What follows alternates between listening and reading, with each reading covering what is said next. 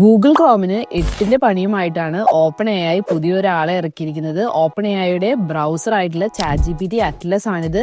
ഇനി നമ്മൾ ബ്രൗസ് ചെയ്യുന്ന രീതിയൊക്കെ കംപ്ലീറ്റ്ലി മാറാൻ പോവുകയാണ്.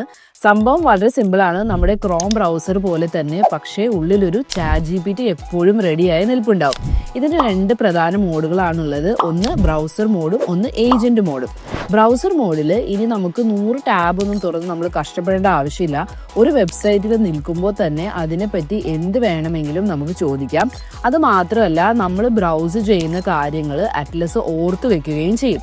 അതുകൊണ്ട് തന്നെ പിന്നീട് നമുക്ക് അതിനെക്കുറിച്ച് എന്ത് ചോദിച്ചാലും അറ്റ്ലസിന് നമുക്ക് ഉത്തരങ്ങൾ തരാനായിട്ട് വളരെ എളുപ്പമാണ്. രണ്ടാമത്തത് കഴ്സർ ചാറ്റ് എന്ന് പറയുന്നൊരു ഫീച്ചറാണ്.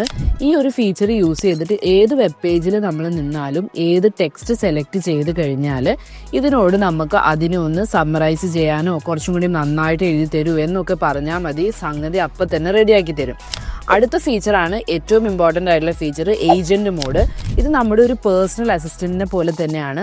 നമ്മളൊരു കാര്യം ചെയ്യാനായിട്ട് തുടങ്ങിയാൽ അടുത്ത് എന്ത് വേണമെന്ന് അറ്റ്ലസ്റ്റ് നമ്മളുടെ അടുത്ത് ഇങ്ങോട്ട് ചോദിക്കും. ഉദാഹരണത്തിന് നമ്മളൊരു റെസിപ്പി നോക്കിക്കൊണ്ടിരിക്കുകയായിരുന്നെങ്കിൽ ഇതിനുള്ള സാധനങ്ങൾ ഓർഡർ ചെയ്യട്ടെ എന്ന് ചോദിച്ചിട്ട് അത് ഓർഡർ ചെയ്യാനായിട്ടുള്ള കേപ്പബിലിറ്റി ഈ ഒരു ഏജന്റ് മോഡിൽ അവൈലബിൾ ആണ്.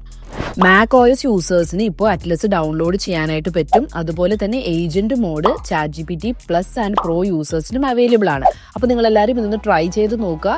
അറ്റ്ലസ് ഡൗൺലോഡ് ചെയ്യാൻ വേണ്ടിയിട്ടുള്ള ലിങ്ക് നിങ്ങൾക്ക് വേണമെങ്കിൽ അറ്റ്ലസ് എന്നൊന്ന് കമൻറ്റ് ചെയ്താൽ മതി. ഞാൻ ലിങ്ക് സെൻഡ് ചെയ്ത് തരാം.